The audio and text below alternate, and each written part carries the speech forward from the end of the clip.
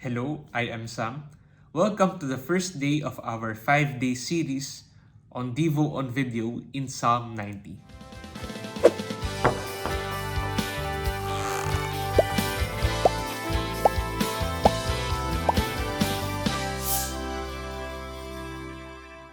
Psalm 90 is a prayer by Moses. For today, we will tackle verse 1 to 6. It says here, Lord, you have been our dwelling place in all generations, before the mountains were brought forth, or ever you had formed the earth and the world. From everlasting to everlasting, you are God. You return man to dust and say, Return, O children of man, for 1,000 years in your sight are but as yesterday when it is past, or as a watch in the night. You sweep them away with flood, they are like a dream, like grass that is renewed in the morning.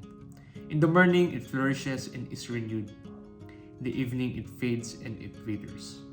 The first verse Moses declared that Lord has been their dwelling place throughout all generations. When we put ourselves in Moses' place, they have been in the wilderness for a long time. After their exile from the Egypt, God has provided for them their food, their shelter, everything that they need.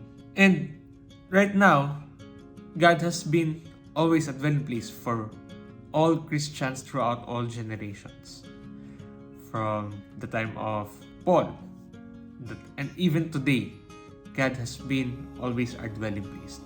And in the following verses, makikita natin yung contrast between an eternal and a powerful God compared to a weak and a temporary mortal like us. The first thing we can see is that God has that eternal perspective while tayo, temporary lang yung perspective natin. Sabi nga na dito, For 1,000 years in your sight are but as yesterday when it is past, or as a watch in the night. Also, our capability is far inferior compared to what God can do. Sabi nga sa verse 5, You sweep them away as with a flood. They are like a dream, like a grass that is renewed in the morning. Our time here is very short compared with God. But minsan in our life, we are forgetting something. This passage will help us rethink on how we should live. Sometimes we have the tendency to think we have all the time in the world. Magagawa natin yung mga gusto natin gawin. That's why we focus so much on our work, our career, or other hobbies, forgetting that our life is short. And also we think that we live our lives according to what we can do. Kaya natin lahat.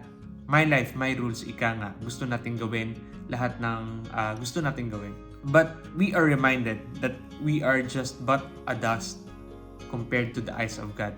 We are weak. We are temporary compared to an eternal and all-powerful God. But again, this is a reminder also that we can find refuge in God, because God has always been a refuge throughout all generations.